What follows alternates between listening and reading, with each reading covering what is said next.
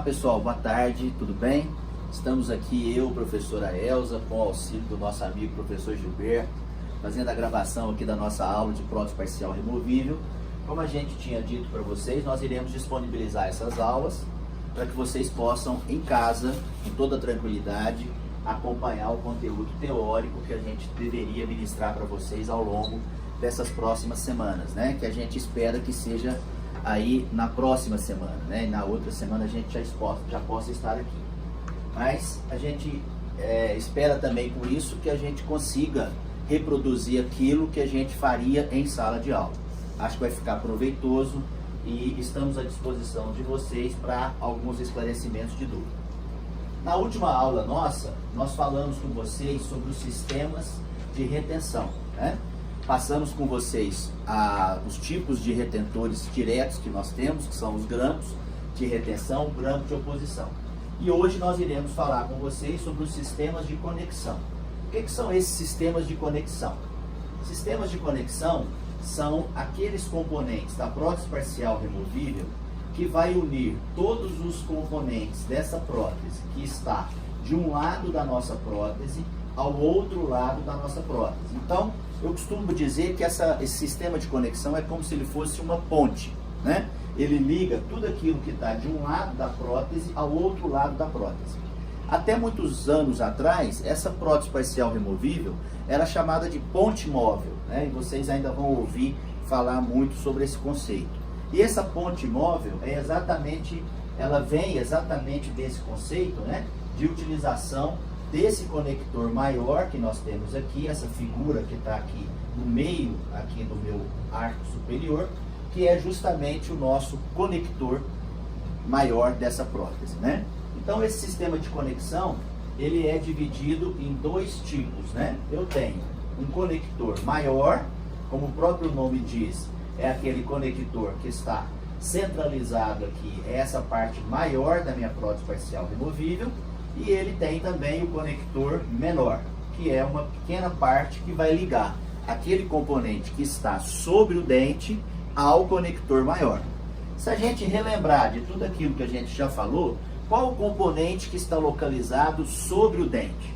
Quem está localizado sobre o dente é o apoio, o grampo de retenção e o grampo de oposição. Esse conjunto todo chama retentor direto, né? Então esse retentor direto, ele está ligado ao dente e a conexão desse retentor ao conector maior é feita pelo conector menor. Então esse sistema de conexão, ele é composto por esses dois componentes da nossa prótese parcial removível. A função dos conectores maiores, primeiramente, né? Então, como eu já disse, ele tem a função de unir os elementos da prótese que estão de um lado ao outro lado da prótese. Então, todos esses elementos que estão colocados sobre os meus dentes pilares, eles serão unidos aos outros componentes da prótese do outro lado. Lembrando que a gente já falou que não existe uma prótese parcial removível que seja unilateral. Ela sempre será bilateral.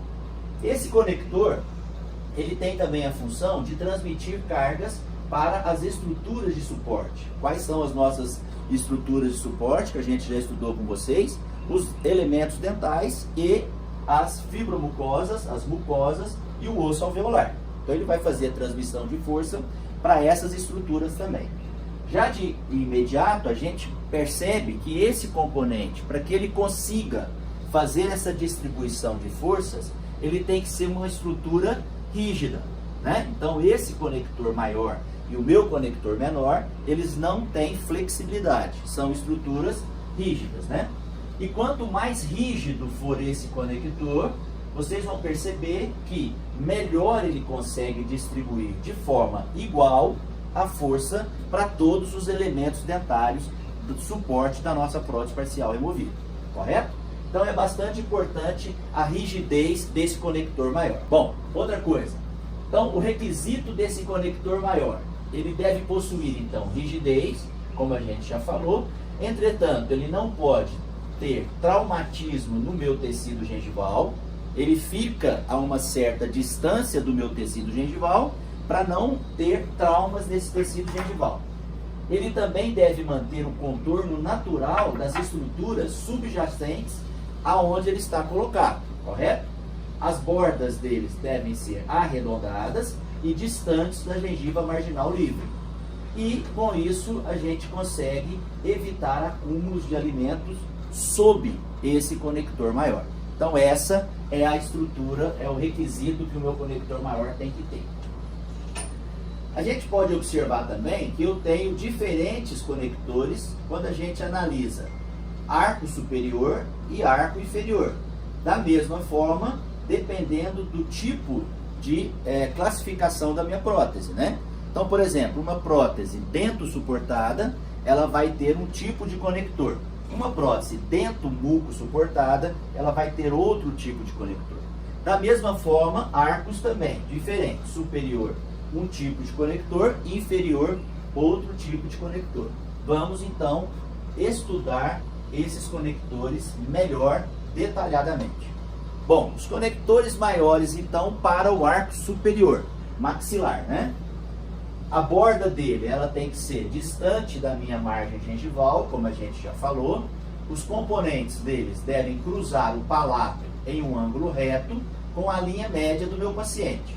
A borda anterior, ela é colocada entre os vales e as rugosidades palatinas, evitando compressão nessa área. Vamos lembrar, lá na prótese total, que essa área de rugosidades, elas não devem receber compressão, né? Então aqui a gente deve desenhar esses conectores de tal forma que eles fiquem entre os vales e as rugosidades palatinas, evitando compressão nessa região.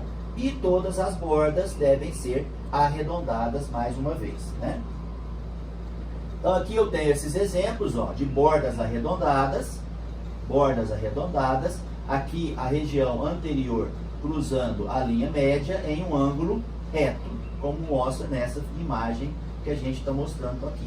E a região anterior no arco superior, a gente deve contornar entre as rugosidades palatinas, evitando compressão naquela região. Eu vou ter aí 4 tipos de conectores que são indicados para o arco superior. Vamos estudar cada um deles, começando aqui pela barra palatina, né? Então a barra palatina, ela é um conector maior para o arco superior, que é bem tolerado para o meu paciente. Eu costumo dizer que ele é um conector delicado para o nosso paciente, né? Ele tem um simples desenho, as suas margens gengivais, elas ficam descobertas, então eu não tenho compressão, não tenho o conector pegando aqui, cobrindo as minhas margens gengivais. Ele também tem uma fonética favorável, porque essa área anterior aqui, onde a nossa língua toca, ela é descoberta, né? E esse conector barra palatina, ele é indicado quando eu tenho pequenos espaços protéticos, uni ou bilaterais. Então, como a gente olha nessa imagem, aqui é o conector barra palatina, o meu espaço protético, ele é um espaço protético pequeno. Quanto? 1 ou no máximo 2 dentes. Preferencialmente que a gente tem espaço protético, por exemplo, de um lado um dente, de outro lado 1 ou no máximo 2 dentes. Então, pequenos espaços protéticos, né? E casos, dessa forma, dentos suportados. Mas ele não pode ser utilizado, por exemplo, para a classe 4, que é também um espaço dento suportado, mas ele não é um espaço posterior. Então, esse barra palatina, ele é indicado para espaços protéticos pequenos posteriores. Qual a contraindicação ou a dificuldade ou a limitação que eu tenho nesse tipo de conector? O torus, se eu tiver a presença de um torus palatino muito volumoso, ou que seja complexo, ou que seja contraindicado a remoção desse torus palatino, ela é contraindicada porque ela cruzará nessa região aqui a área do palato, consequentemente o torus palatino também, né? E como eu já disse, ausência de dentes anteriores. Então, eu não posso indicar esse tipo de conector para uma classe 4. Aqui um desenho de laboratório, mostrando aqui um conector do tipo barra palatina. Mais na frente nós vamos mostrar para vocês como esse desenho é construído em laboratório, mas a estrutura em cera ela é dessa forma, né? E aqui está essa região, mostrando o meu conector maior aqui na região barra palatina. Vocês vão perceber que esse conector, quando vocês forem trabalhar com ele, ele é muito fino, então ele é um conector, se assemelha muito àquela película de chumbo do filme radiográfico, né? Ele é bem fininho mesmo. Como ele é fino, vamos raciocinar, ele não tem uma rigidez tão grande como outros conectores. Então, ele não pode ser indicado para espaços protéticos amplos, para espaços protéticos maiores.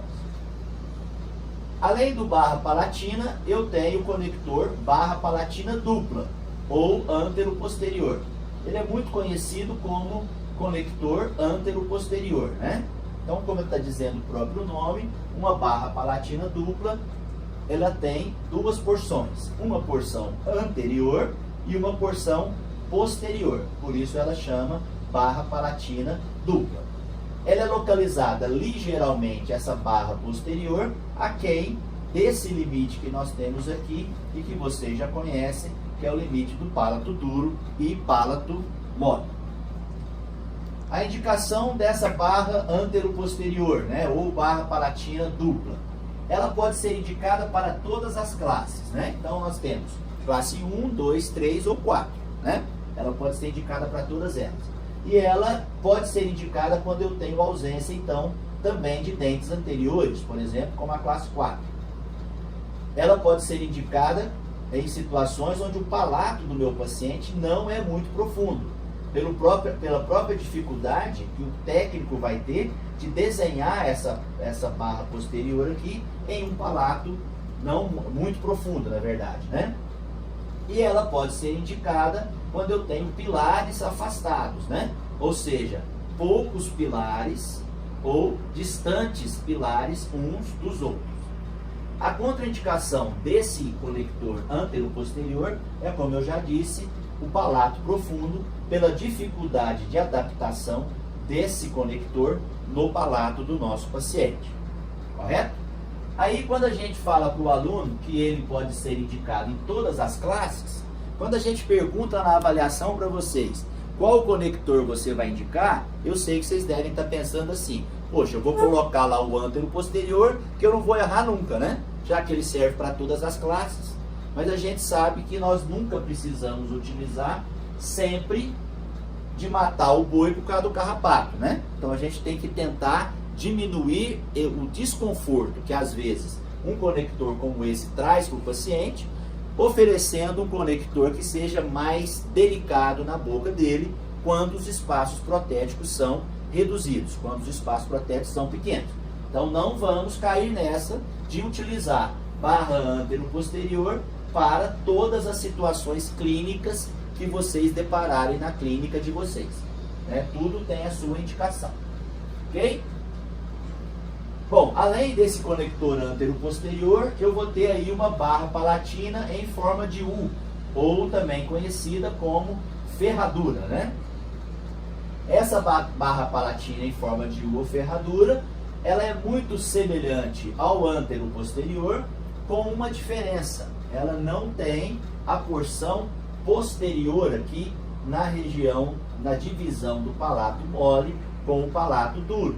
Então eu tenho aqui uma liberdade, né? Eu tenho aqui uma falta da área posterior aqui na região do palato duro e palato mole. O desenho dela se assemelha a um U invertido, né? Se a gente olhar, e também é uma ferradura, daí esse nome. Com isso, com a falta dessa região posterior aqui, ela perde um pouco da sua rigidez. Significa então dizer que em espaços protéticos extensos, esse conector aqui, ele não deve ser indicado. Eu deveria optar por um conector do tipo antero-posterior, né? Então a rigidez dele é comprometida quando o meu espaço é mais amplo. Ele é menos espesso que o conector antero-posterior e ele pode interferir alguma coisa na fonética em função da sua presença na região anterior aqui para o meu paciente, né? Ele pode ser indicado em classe 4 ou em classe 3, ou quando eu tenho uma classe 3 com modificação 1, como é o caso da imagem que nós estamos colocando aqui para vocês.